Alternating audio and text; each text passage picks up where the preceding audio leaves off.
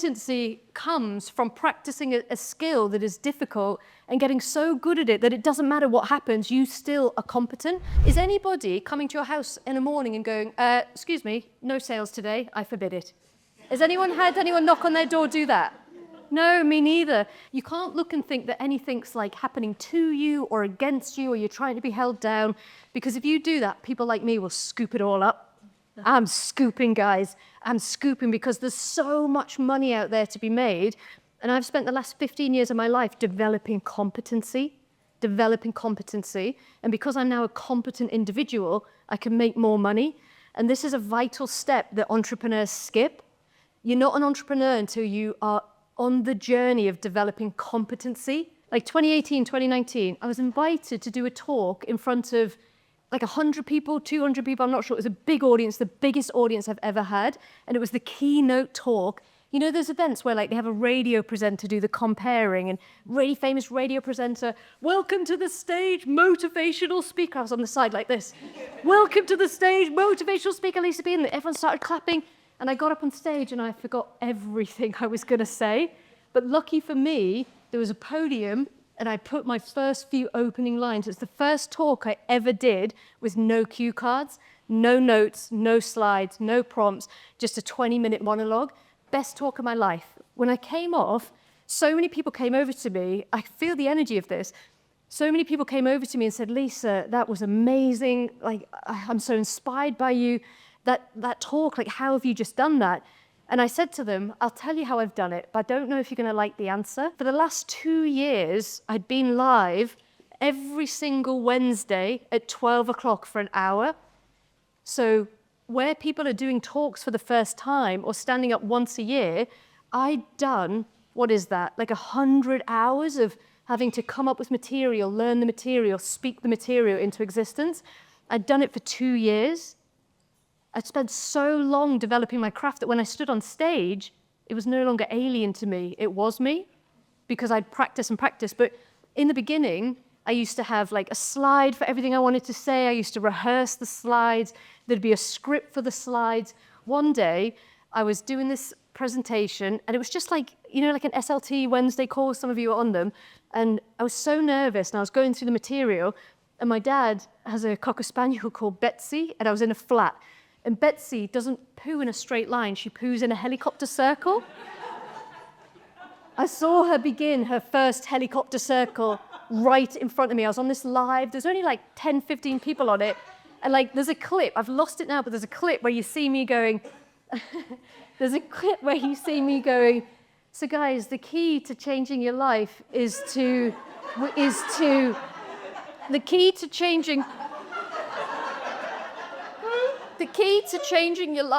sustain in difficult situations.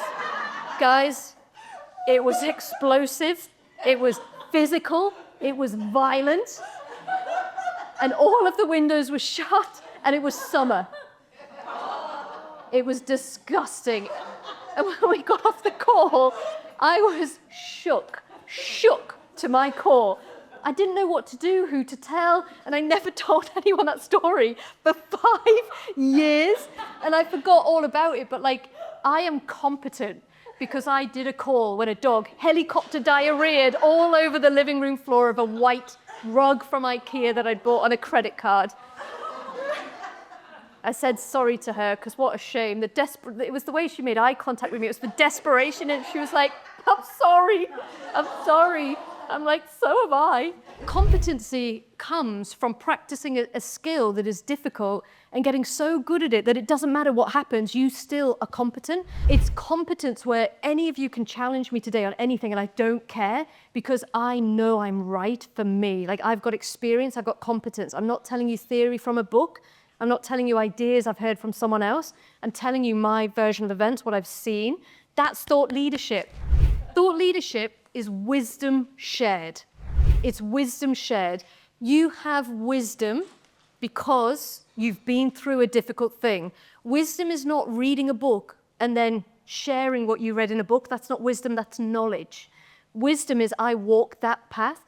Do you guys know that I've been in debt 3 times building my business?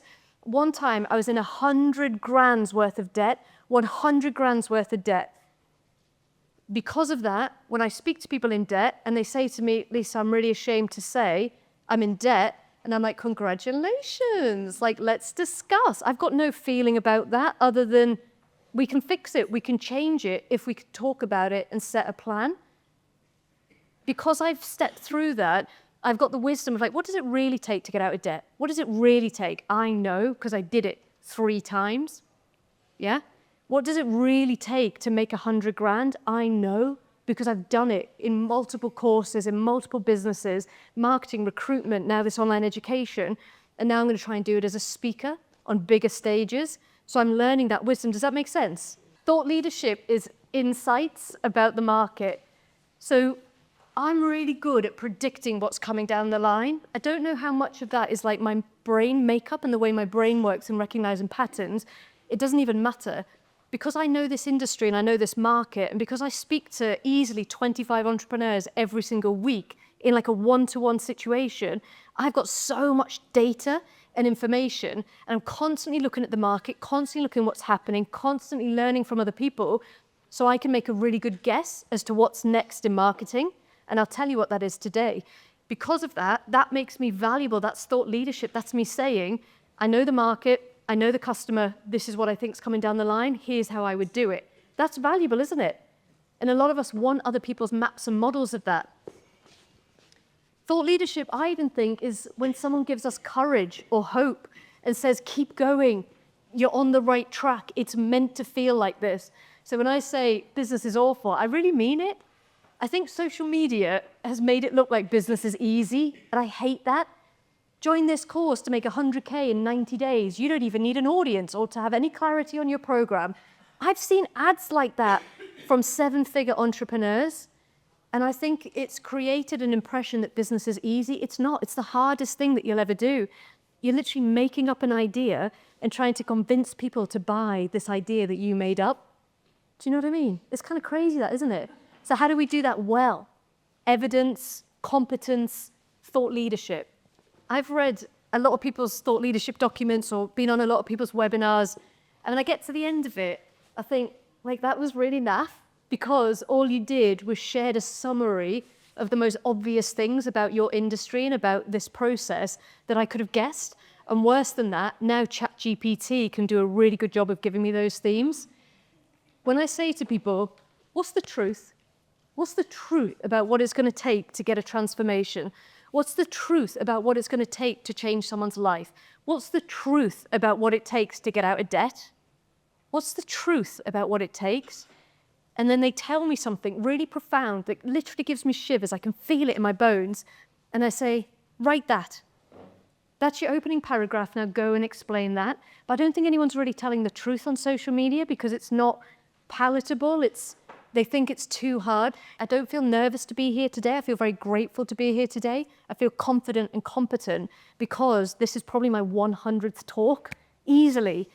Like, easily. I can't even think. Plus all the lives I do, the trainings, the Zooms. I think I've done 6 trainings in the last 10 days for different communities.